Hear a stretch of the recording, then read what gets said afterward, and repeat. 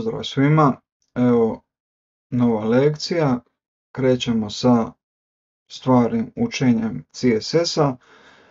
Napravio sam 3 uvodna tutoriala, znači 3 uvodna tutoriala koja su vam otprilike pokazali kako CSS izgleda, no međutim od ove lekcije pa nadalje krećemo sa učenjem CSS.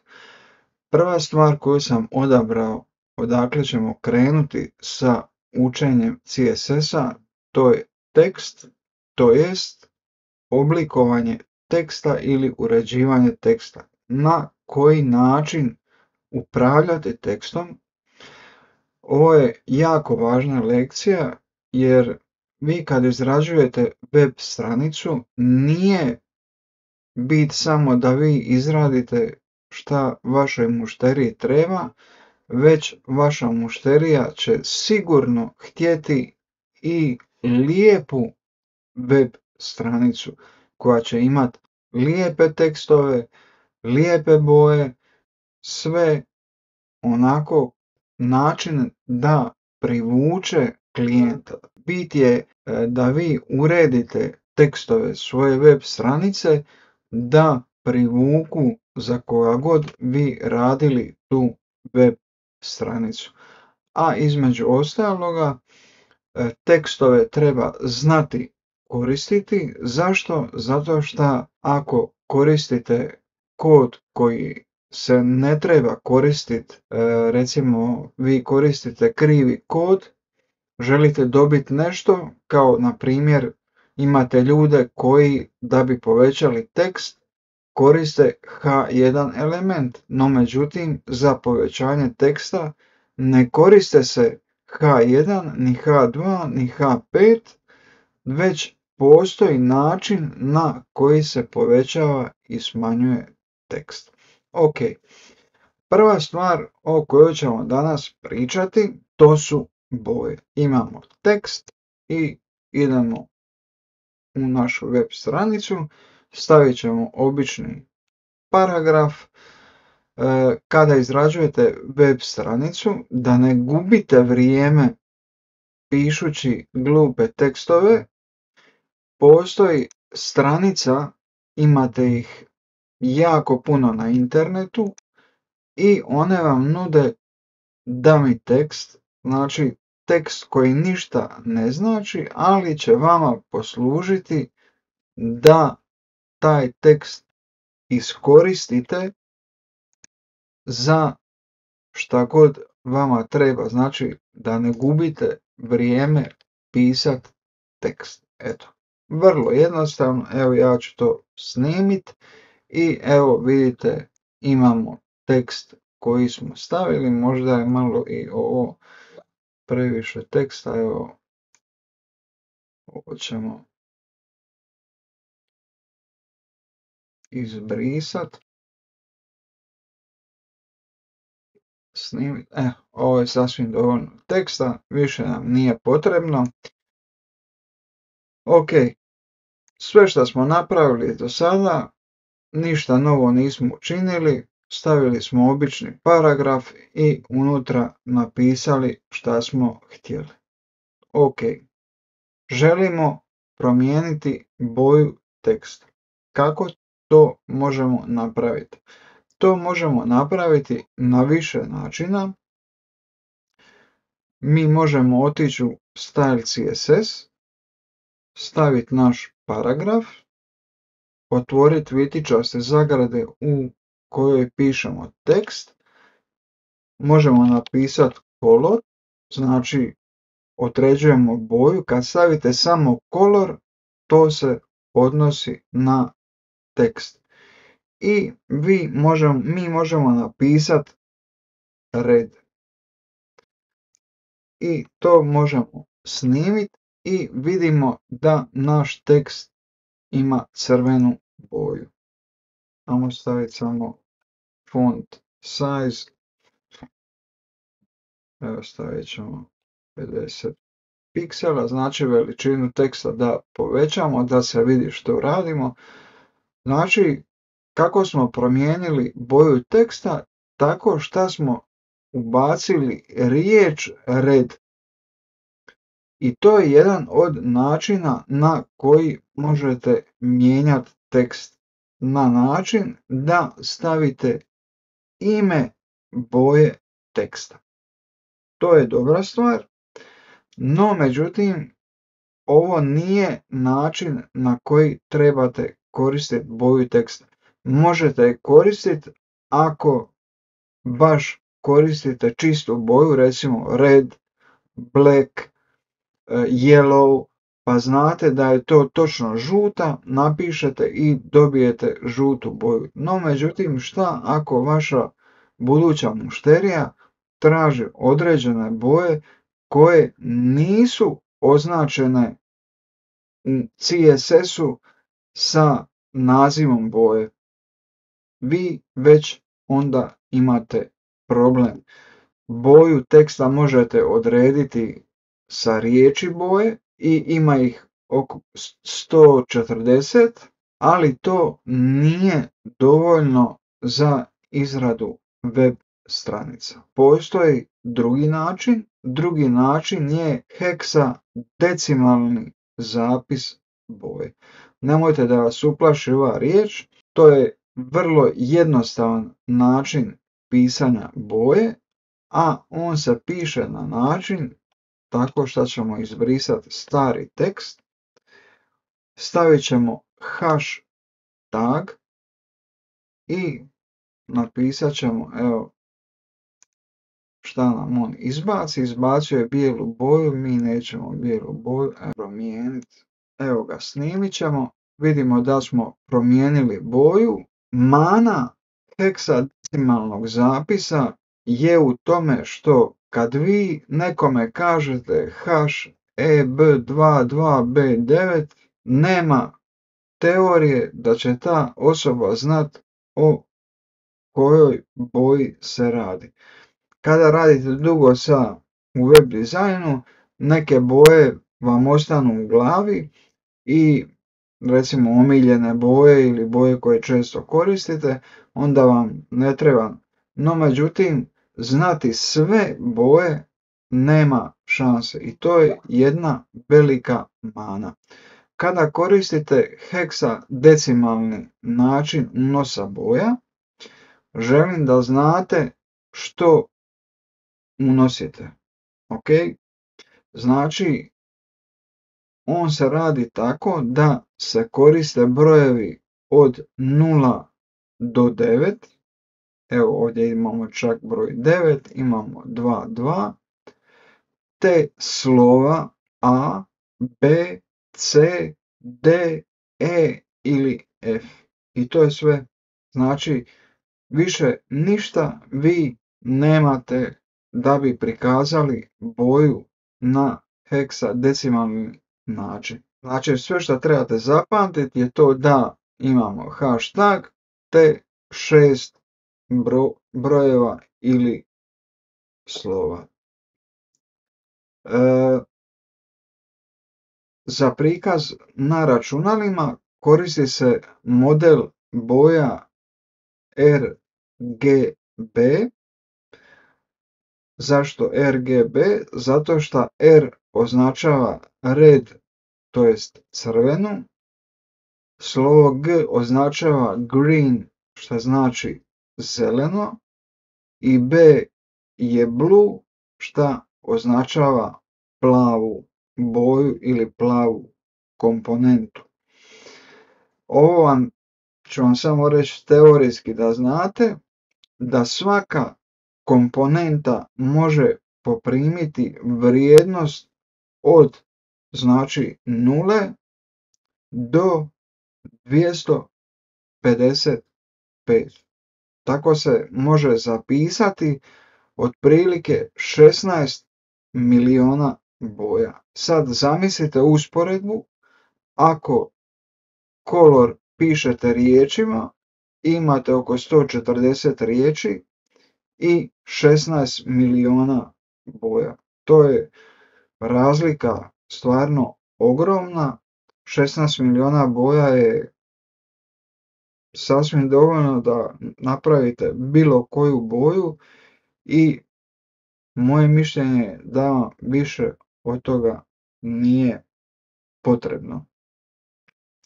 Znači, jedini nedostatak pisanja ovoga koda je taj što kad vi nekome pošaljete ovaj kod, on ako nema, recimo vidite mi ovdje imamo čitač boja, on nema šanse da će znat koja je, sad vi zamislite, evo,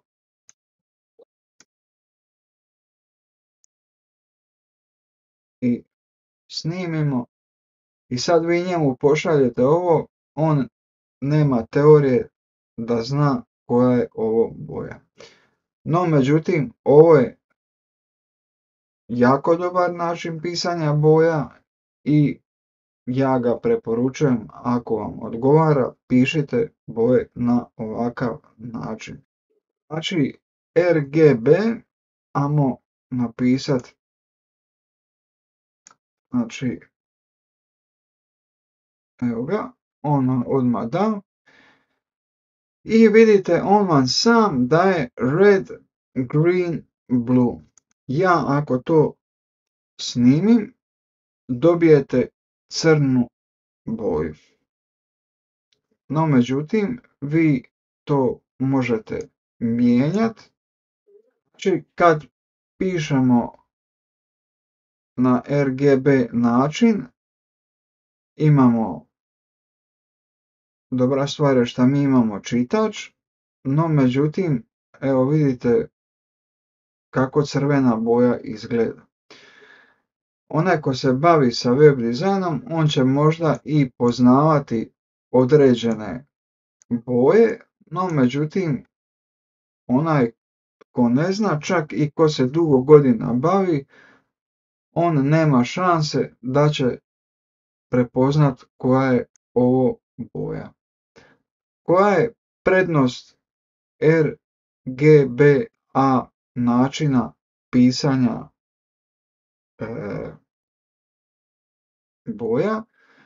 Prednost je ta što vi možete odrediti, znači koliko će vaša boja biti prozirna, to jest transparentna, a način kako napisati transparentnost je ta što ćete ovdje staviti zarez i odredit ćete 0, recimo cijelih 5, što znači da će 1 je puna boja, 0 je nevidljivo skroz, ovo je 50%. Ja sad kad to snimim, vidite koliko je, evo, ja mogu ovdje staviti i vi ovdje sami možete, pogledajte ovdje kako se kod ovaj naš, vidite, ovo znači da je puna boja, ovo znači da je skroz nevidljiva, evo stavit ćemo neku da se jedva vidi, evo vidite, znači možemo i još spustiti, snimiti, evo vidite, jedva da se boja vidi. Ovo je jedna jako dobra stvar, doći ćemo do toga, želim samo da znate da na ovaj način vi možete određivati ne samo boju, već možete odrediti koliko će ona biti prozirna. Evo ja ako stavim na 0 i to snimim, naša boja biti će skroz nevidljiva. Ok, ajmo to vratiti skroz gore, staviti neka bude za sada plava, možemo snimiti, evo ga, vratili smo boje natrag. Znači da ponovimo, 0 označava nevidljivo, 1 znači da se vidi 100%. Zapisi još mogu biti i u HCL i HCLA, ja ću to preskočiti zato što, koji je razlog? Razlog je taj što alati s kojima ćemo poslije raditi, nama to uopće nije bitno, se raditi ili susresti se s tim načinom je vrlo minimalna. Sljedeća stvar koju želim da radimo je vrsta fonta. Kako određujemo vrstu fonta? Na jedan vrlo jednostavan način, šta ćemo napisati font i on će vam dati ovdje font family. Znači font family i on vam sam unaprijed daje određene fontove koje vi možete koristiti. Evo ga, stavit ćemo, snimiti i vidite promijenile su se boje. Sad pitanje, ovo je jedna boja, druga, treća, četvrta. Zašto stavljati 4 boje ako mi želimo koristiti samo jednu? Jedan od razloga je taj što svi brauzeri nemaju sve fontove i vi ćete staviti fontove koje želite ili koje vaš klijent želi i da ih podupiru većinom svi brauzeri koji se koriste. To je razlog zašto ih se stavlja više, a ne samo jedna. Tako da je to također jako važno. Idemo dalje.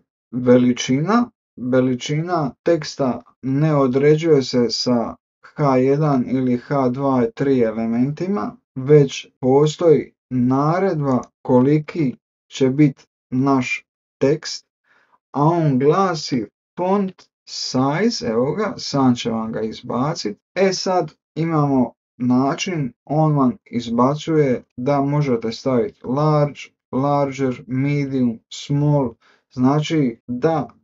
znači napišete riječi koliko želite da bude vaš tekst. I ako stavite vi XX small, bit će vrlo mal tekst. Ako stavite XX large, tekst će biti veći, no međutim, budući, ajmo maknuti ovaj font size, snimiti, evo vidite koliki je XX large.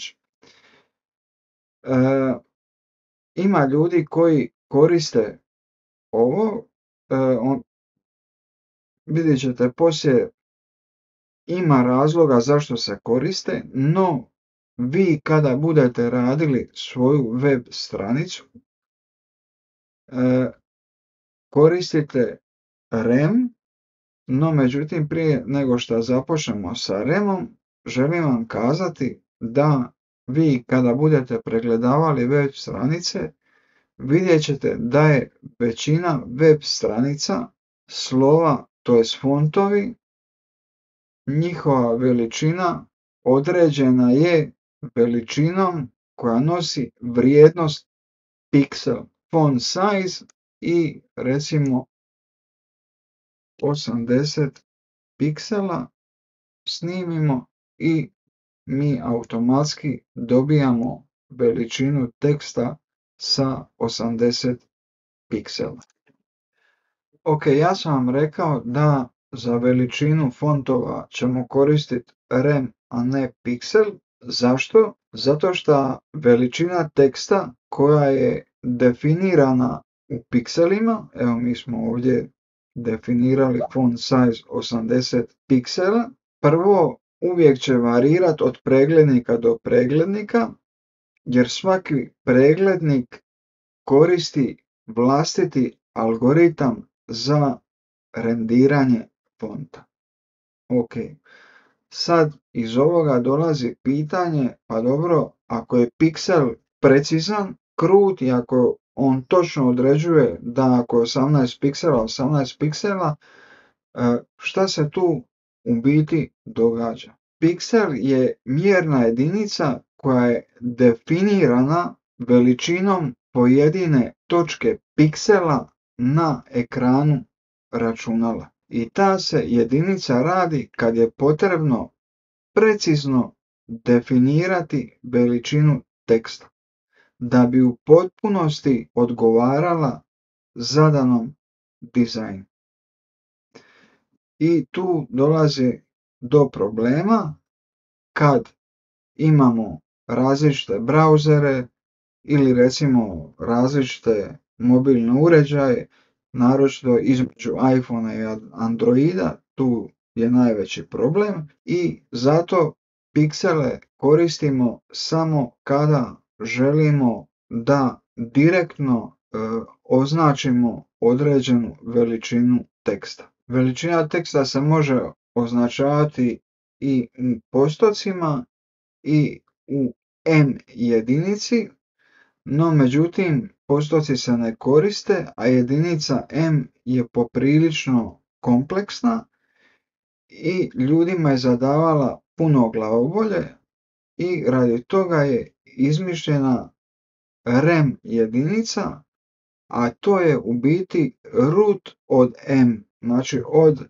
M jedinice oni su napravili root, znači iz nje su izvukli ono najbolje. Znači radi se također o relativnoj mjernoj jedinici za duljinu, no veličina fonta se navodi u odnosu na korijenski glavni root elementa, što je zapravo element HTML. On je jako fleksibilan, rem, jako je fleksibilan i radi toga ga danas najviše koriste. Dakle, nije potrebno voditi računa o tome koji se element nalazi unutar čega, father, children, ovo ono, kada koristite rem, nećete imati nikakvih problema.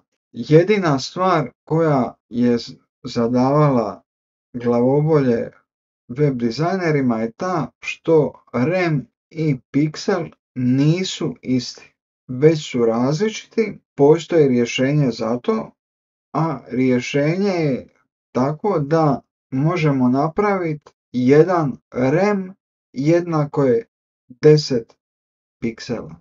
Znači, ako vi kažete 1,5 rem, to će biti 15 piksela. Ovo je stvar koju želim da zapamtite jer će vam trebati kad budete radili sa page builderima. Znači, nije isto piksel i rem. I to je problem, no međutim vi možete staviti kod, evo ja ću vam ga napisati, znači HTML za cijeli naš HTML file, font size 62,5%, a to će značiti da idemo snimiti, imamo 80 piksela, ja ću sad staviti 8 rem, snimiti i vidite da je veličina potpuno ista. Evo možemo staviti 20 piksela, snimiti, 20 piksela, mogu staviti 2 rem, snimiti, znači 1 rem je jednako 10 piksela, znači 1 rem sada je jednak 10 piksela. Ako želim recimo napisati da mi bude 18 piksela, ja ću napisati 1.8 rem i ja automatski dobivam 18 piksela. Znači vrlo jednostavno, ništa komplicirano, a ovaj dio koda koristit ćete ako budete radili sa Bricks builderom, sa Oxygenom i većina tih page buildera novih, stavit ćete ovaj kod da možete koristiti rem za veličinu vašeg fonta. Idemo dalje, font nije samo veličina, već težina i stil.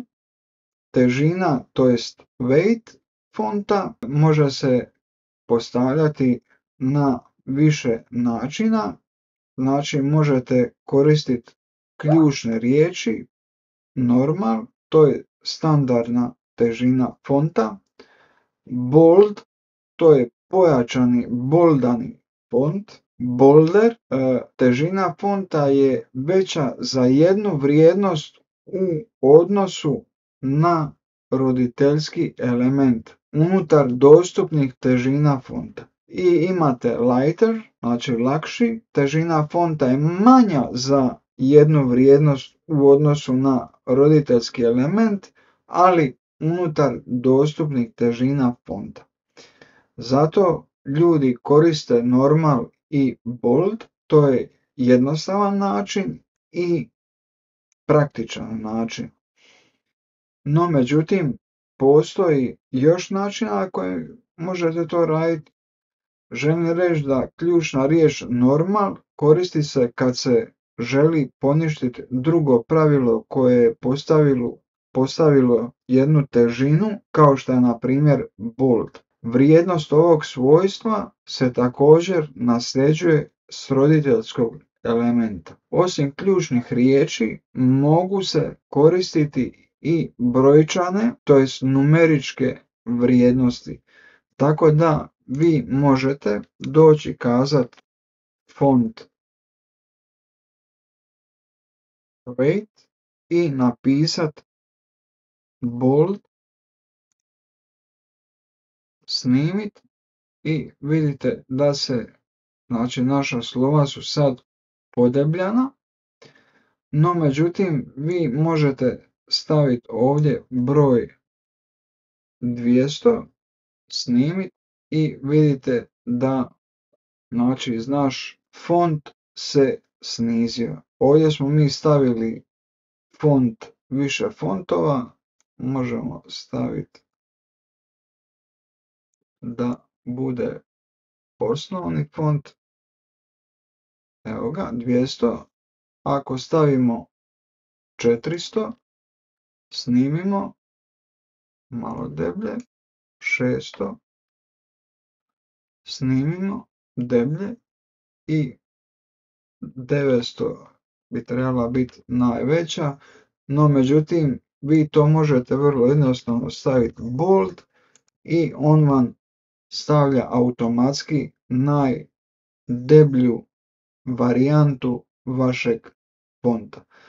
Font, želim da znate, kada stavljate brojčano, to jest numeričku vrijednost, ona ide od 100, znači 100, 200, ne možete stavljati 113, 118, nego imate 100, 200, 300, 400, 500, 600, 700, 800 i 900. Sad, 100 je slabije od normal za 3 težine. Ako stavite font weight normal,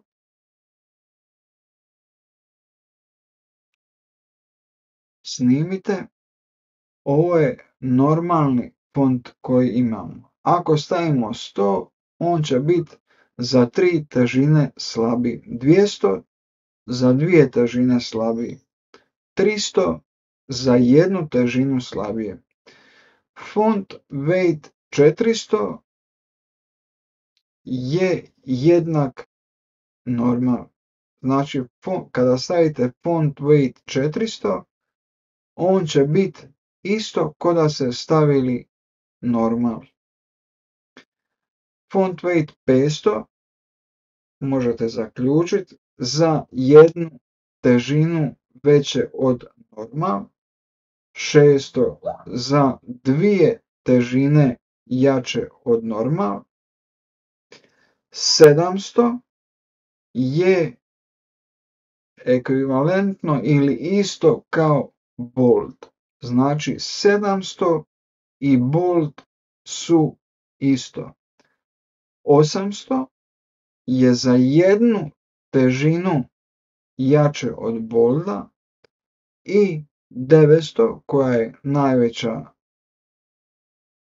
brojčana vrijednost, je za 2 težine jače od bolda. Ovo sam vam rekao jer da ne bi se mučili stavljate 100, 300, 500, onda ne znate koja vrijednost šta znači. I još jednu stvar vas moram upozoriti je ta da fontovi nisu svi isti i da svi fontovi ne mogu postići vrijednosti od 100 do 900. Ovo zapamtite, znači font weight u pravilu u CSS-u se može koristiti od 100 do 900, no međutim to ne znači da će biti recimo broj 900, što je jako teško, da će biti prihvaćeno. No međutim 700 bi trebalo biti prihvaćeno zato što je to isto što i bold. A bold je default, znači predodređena težina.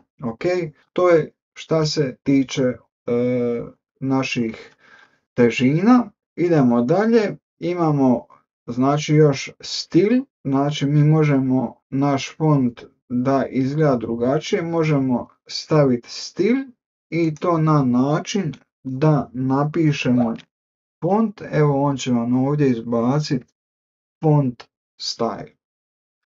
Kad kliknete na font style, on će vam izbaciti italic. Italic će vam napraviti tako da će malo nakriviti slova. Normal odredit će da slova budu normalna i s ovim se trebate igrat, pisat kod i na taj način ćete najbolje naučiti. Evo ja ću sad staviti italic i snimit ću i vidite da naš font, to jest naša slova, više nisu ista. Važna stvar je ta da italic i bold mogu označavati nešto važno i zato nemojte italic i bold koristiti bez veze, već to koristite, naravno možete koristiti da uljepšate web stranicu, no probajte to koristiti na stvari koje su važne u tekstu. Tome i služe. Znači, stil ne služi da to bez veze pobacate bilo kako, već ako želite nešto podebljati, znači da to želite naglasiti da je to važno i kad ljudi čitaju i kad vide da je nešto podebljano, automatski razumiju da je to važan dio teksta. Normal je standardni stil fonta. Evo ja ću ovdje staviti normal. Snimiti. I ovo je standardni stil fonta. Italic je nakošeni stil fonta, ali kurziv. Znači, ako već smo ga stavili, vidjeli ste, i imate oblik koji jednostavno nakosi, to je nakošeni stil fonta ili font se jednostavno nakosi i ja mogu staviti, evo ga, on će vam izbaciti, snimite i vidite da je jednostavno nakosio naš font. Ok, slično kao i kod težina, moguće je rabiti stilove koje korisnik ima instalirane na svom računalu. Većina fontova dolazi zajedno sa inačicom italic, znači svaki font koji imate prihvatit će vam italic, tako da se zato ne trebate brinuti i zato se italic koristi, to je u biti ključna riječ. Imamo ključnu riječ normal, koristi se kad želimo poništiti neko drugo pravilo koje je postavilo stil elemente na italic. Vrijednosti se ovog svojstva također nasljeđuju s roditeljskog elementa. No međutim, nemojte se zato puno brinuti, već vježbajte. Zato vam govorim, nemojte samo slušati mene šta pričam, već pišite i kad vam, recimo ako dođete ovdje, izbrišete si i kliknete N, vi kliknite normal, stisnite save i pogledajte šta će se dogoditi. Vi možete napisati, evo, font style i imate ovdje sve šta se tiče font style.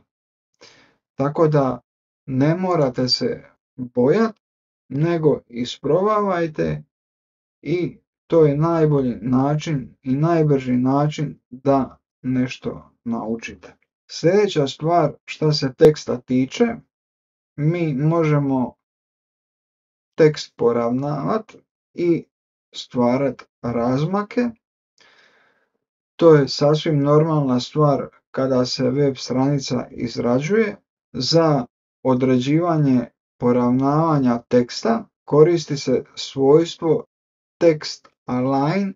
Kao vrijednost za text align moguće je postaviti jednu od ključnih riječi, znači ključne riječi su već predefinirane i jedna od riječi tih ključnih za text align je left, right, center i justify. Znači left lijevo, right desno, centar, justify. Tekst je rastegnut tako da je poravnat i uz lijevi i uz desni rub elementa u kojem je sadržan. Znači ovo je vrlo važno. Zašto?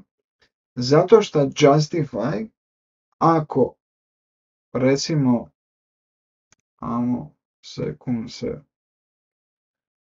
igrat sa našim kodom i sad recimo u naš body imamo div puta 2, imamo dva diva, razdvojimo i uzmemo naš tekst, paragraf i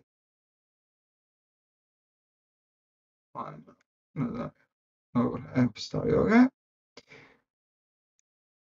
i napravit ćemo opet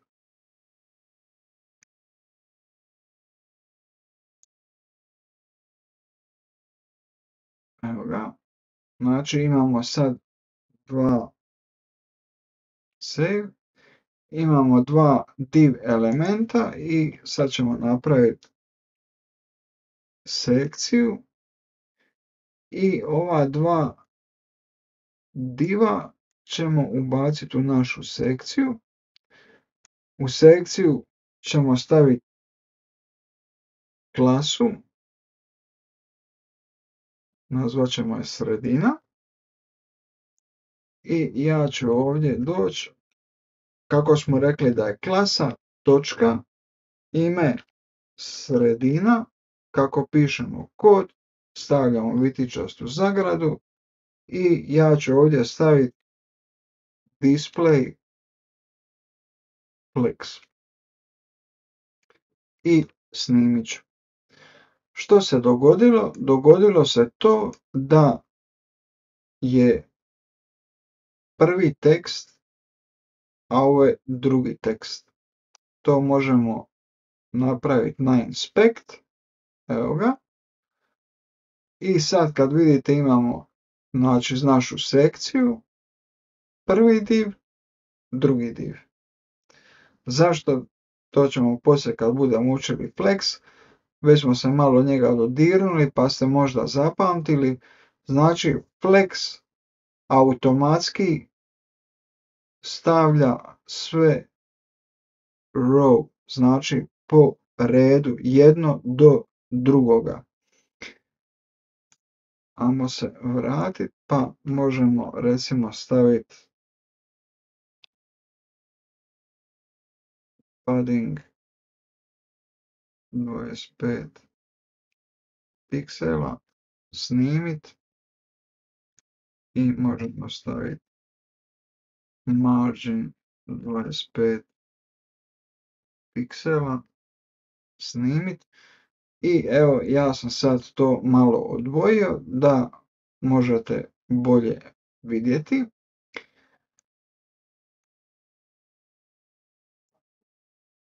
I sad idemo u našu sekciju i sad vidite da sekcija ima marginu i padding, no međutim div elementi to nemaju. Ono što ću ja napraviti je to da u div element mogu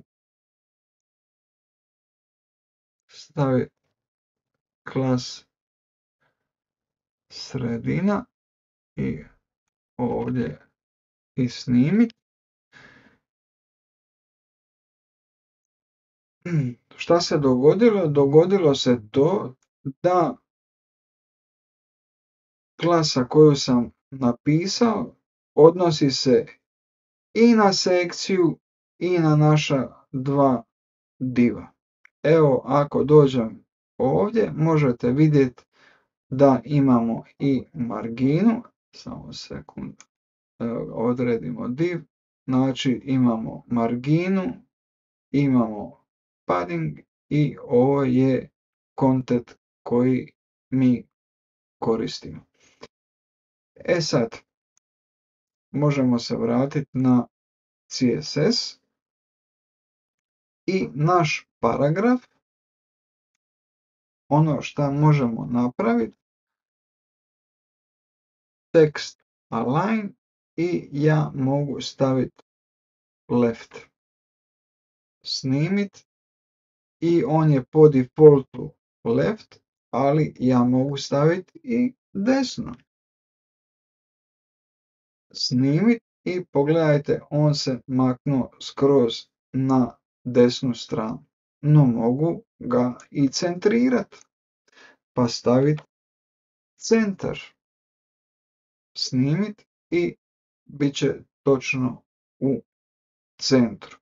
Mogu staviti i justify, snimit i vidite koja je razlika. Znači, centar znači sva slova bit će u centru, znači ovaj dio ovdje neće biti rastegnut, već će biti ovdje na sredini, znači evo stavit ćemo centar. Snimimo, evo vidite, znači sve u centru. A justify rasteže, znači on će rastegnuti cijeli tekst. Ajmo mi to snimiti pa da vidite ovdje.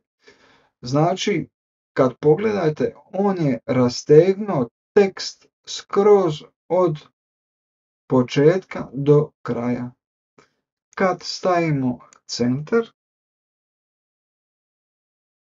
snimimo i dođemo, vidite da, samo sekundu, ok, margina, vi vidite da je on to stavio u centar, ali nije rastegnuo, znači, slova do kraja, od lijevog do desnog ruba.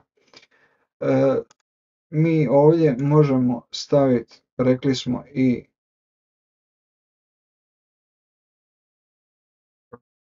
snimiti i evo pogledajte, on će ga staviti skroz uz desnu stranu. Ok, imamo ovaj tekst align, izbrisat ćemo ga da save, evo bit će po defaultu skroz lijevo. Postoji jedna stvar koja je zanimljiva u CSS-u, a to je uvlačenje teksta. Da vam ne bi objašnjavao puno, ja ću staviti tekst, crtica i, evo ga, izbacit ćemo, tekst. I možete sad odrediti, znači, ovaj gornji dio koliko da se pomakne. Ja ću staviti 25 piksela i snimiti. Znači, on je uvukao tekst 25 piksela. Da stavim snimiti, evo vidite. Znači, možete pomaknuti ako želite. Druga stvar, možete ići i na kontra stranu, to jest negativnu stranu, s tim šta ćete staviti crticu ili minus, te snimiti i pogledajte kako sad ide. Znači, tekst izlazi van svoje kutije. Koliko? 40 piksela. Ok, ajmo to izbrisati. Jer ne želimo da tako bude, da možemo raditi dalje. Imamo još nešto, znači razmak između slova. Ovo je isto dobra stvar. Kako se piše, znači imate letter i on će vam ga izbaciti odmah, letter spacing, i vi možete staviti normal i snimiti. Znači, ovo je vrijednost svojstva koja se nasljeđuje s roditeljskog elementa. No, međutim, vi za letter spacing možete staviti recimo 5 piksela, snimiti i on će ih razmaknuti. Ovo je previše, ajmo staviti 2, snimiti i pogledajte kako to već sad izgleda drugačije. Recimo font weight možemo, ako stavimo bold, snimimo, pogledajte kako to izgleda drugačije. Možemo izbrisati letter spacing, snimiti i vidite kako sad to izgleda u potpunosti drugačije. Znači, možete raditi razmak između slova, a možete raditi razmak između riječi. Pa možete staviti word,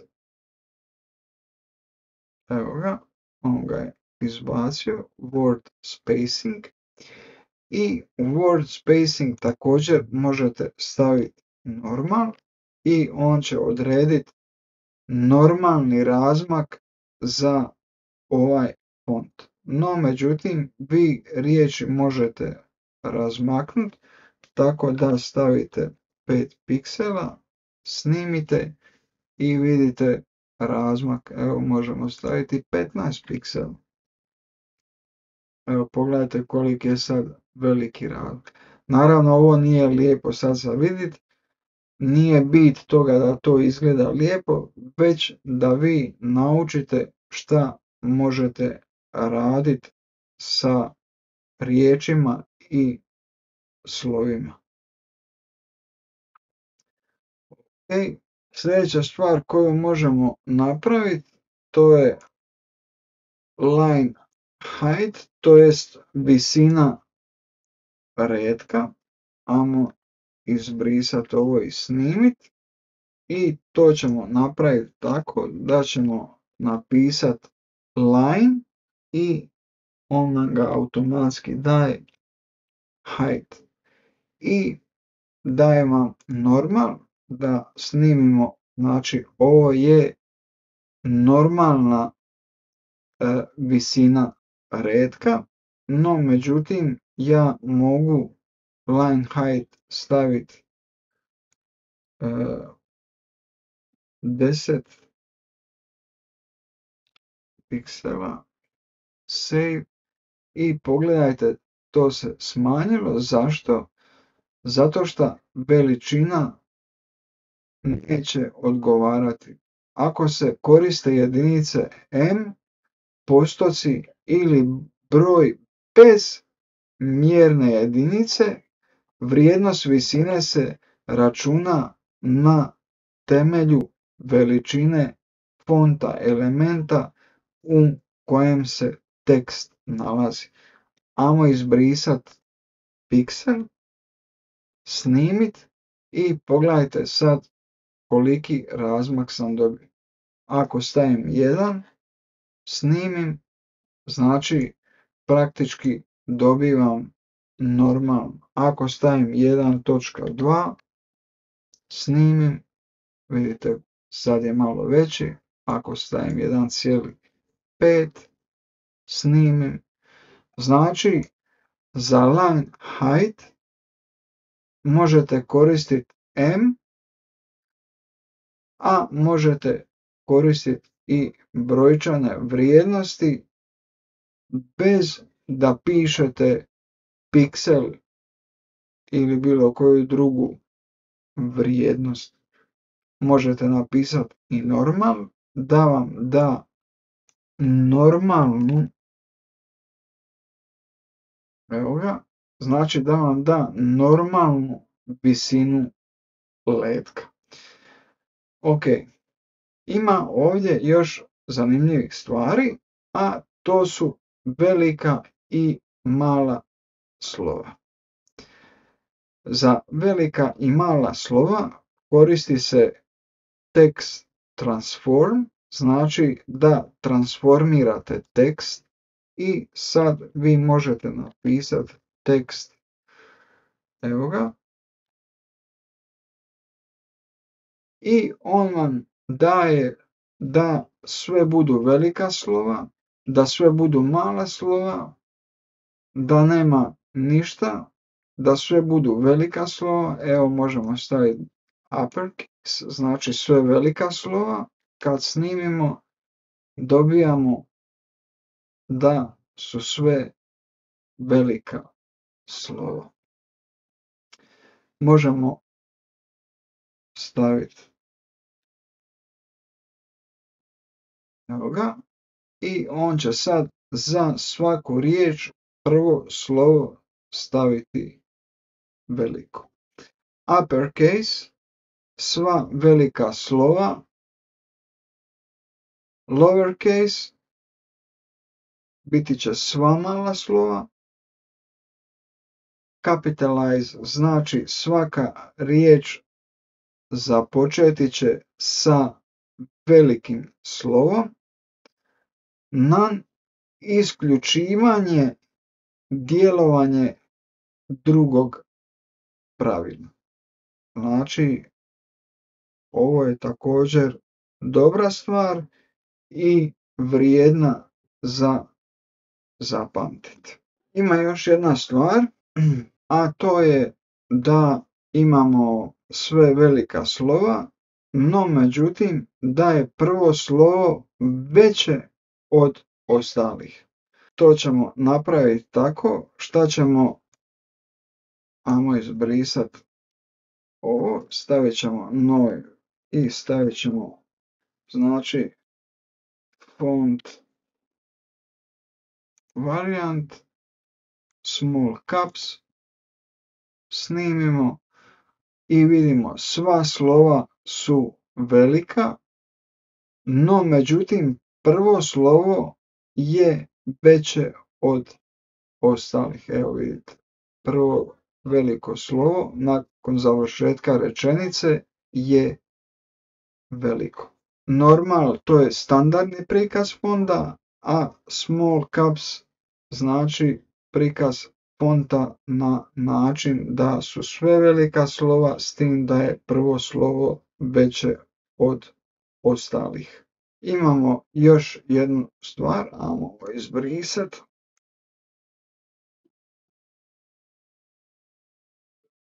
Ok, i imamo ukrašavanje teksta. Znači, mi svoj tekst možemo ukrasiti tako što ćemo staviti text decoration i on vam ovdje već nudi na koji način svoj tekst možete urediti. Znači vi ispod svog teksta možete staviti underline, snimiti i vaš tekst će dobiti liniju ispod. Zanimljiva stvar je ta da možete staviti overline, snimiti, znači u text decoration možete staviti više naredbi. Ja sam stavio da bude crtica iznad i ispod. Evo, iznad, ispod, iznad, ispod. Ima jedna dobra stvar koju se dosta, znači line through, snimit. Ovo je dobra stvar kad želite, recimo, imate stranicu na kojoj nešto objašnjavate i jednostavno želite kazati ljudima ovo više ne vrijedi, stavite liniju po sredini da bude kao prekriženo i ispod dole možete napisati novo što trebate napisati. Ovo je jedan primjer kako se to može koristiti i stvarno je jako zanimljivo. Ok, ajmo izbrisati text decoration, snimit. Sljedeća stvar koju želim raditi, a to su sjene. Sjene u tekstu su super stvar i dosta se koriste, a koriste se na način da stavite tekst shadow. I sad da biste odredili text shadow, ja ću staviti yellow i stavit ću 5 piksela, 5 piksela, snimit i dobio sam sjenu, neku drugu boju da ne para oči. Evo ga. Znači 5 piksela da 5 je mogao sam staviti manje, recimo 2, snimit i evo vidite sad je puno manji razmak nego šta je bio. Mi ovdje možemo napraviti još jednu stvar, a to je da dodamo 2 piksela, snimimo i pogledajte kako se slika izoštrila. Ajmo izbrisati ova 2 piksela, snimit, pogledajte kako sad se puno teže vidi. Znači 2 piksela, snimimo, a pogledajte kako sad ljepše izgleda. Jedna stvar koju vam još želim napomenuti je ta da kada radite sjene na tekst, da možete staviti više sjena, stavit ćete zarez, ićete u novi red i stavit ćete yellow i stavit ćete 5 piksela, 5 piksela, 5 piksela i otićemo, stavit ćemo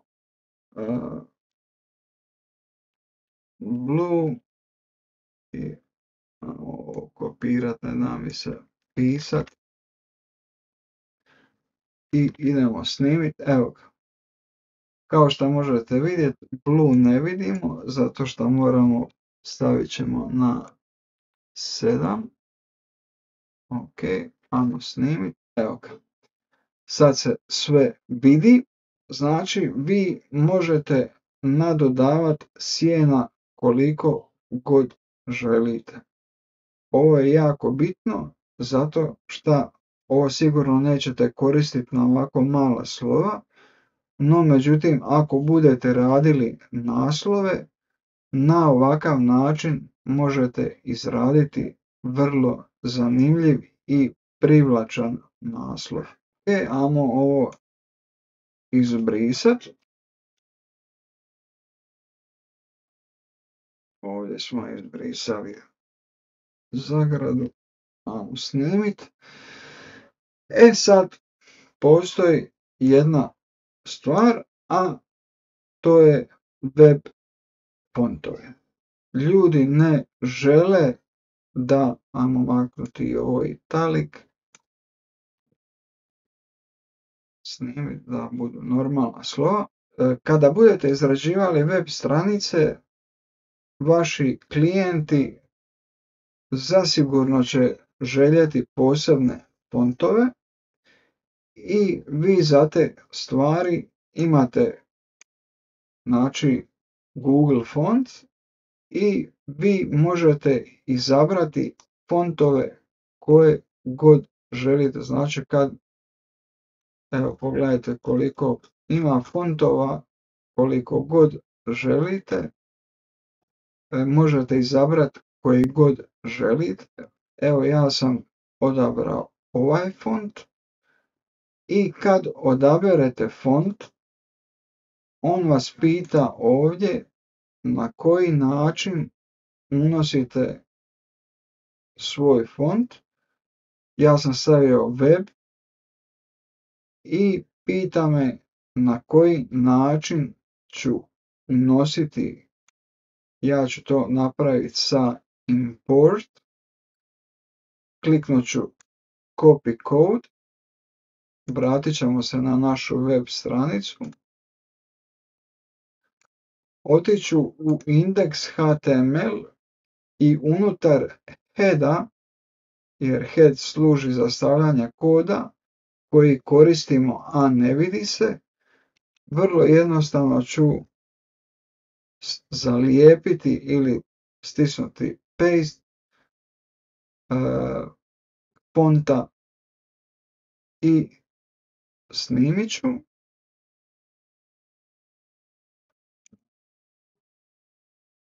Okay. I sada ćemo, dobro, i sada kada se vratimo natrag, vi ovdje već imate način na koji možete koristiti svoj font. I evo ja ću, znači, ajmo se vratiti natrag.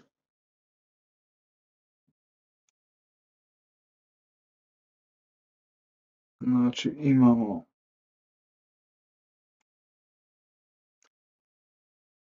istisnut ću i pogledajte šta se dogodilo. Znači font koji sam odabrao, ja sam ga i dobio. Na koji način? Na jedan vrlo jednostavan način, što sam odabrao font i prekopirao import, kopirao sam kod sa, znači imate et ili monkey import, sve skupa sa style i to sam stavio u index.html, evo ga, ispod linka ja sam stavio style i ovoga import i ovo je link koji vodi put fonta kojeg sam odlučio koristiti. Znači možete odabrati font koji želite i možete ga oblikovati na način koji želite, znači odrediti boju,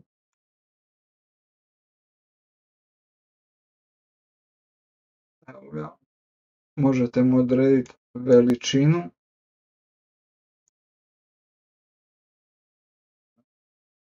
Možemo to staviti evo i 1, snimiti da bude manji, možemo staviti 3. Znači vi sa svojim fontom možete raditi šta god želite i na ovaj način brzo i jednostavno možete doći do fonta koji zahtijeva vaša web stranica, to jest šta zahtijeva osoba koja naručuje web stranicu od vas.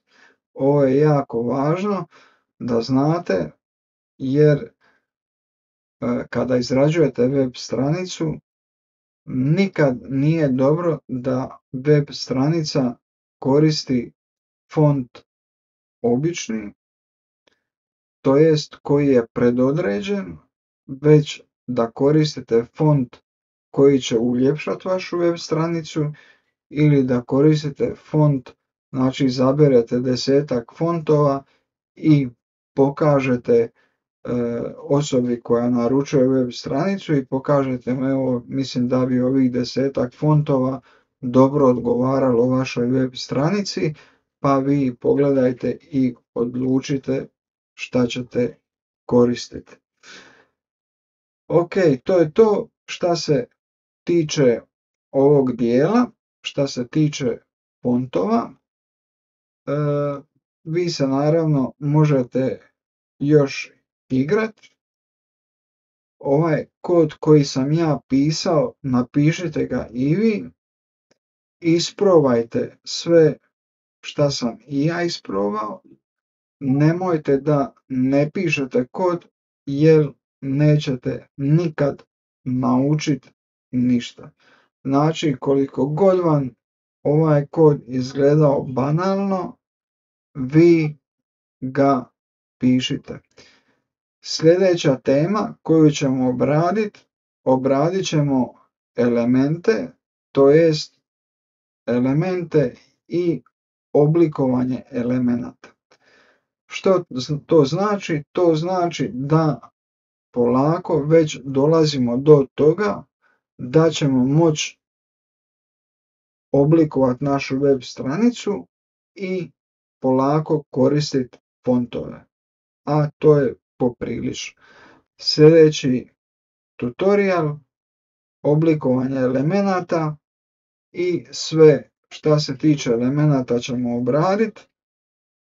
Fontove smo obradili, tako da po meni idemo polako napred. Ponovit ću vam još jedanput, nemojte ovo samo gledati jer nikad nećete naučiti ne CSS nego apsolutno ništa. Eto ga, to je to. Vidimo se sljedeći tutorial, znači sljedeći tutorial idemo na elemente i oblikovanje elemenata. Pozdrav!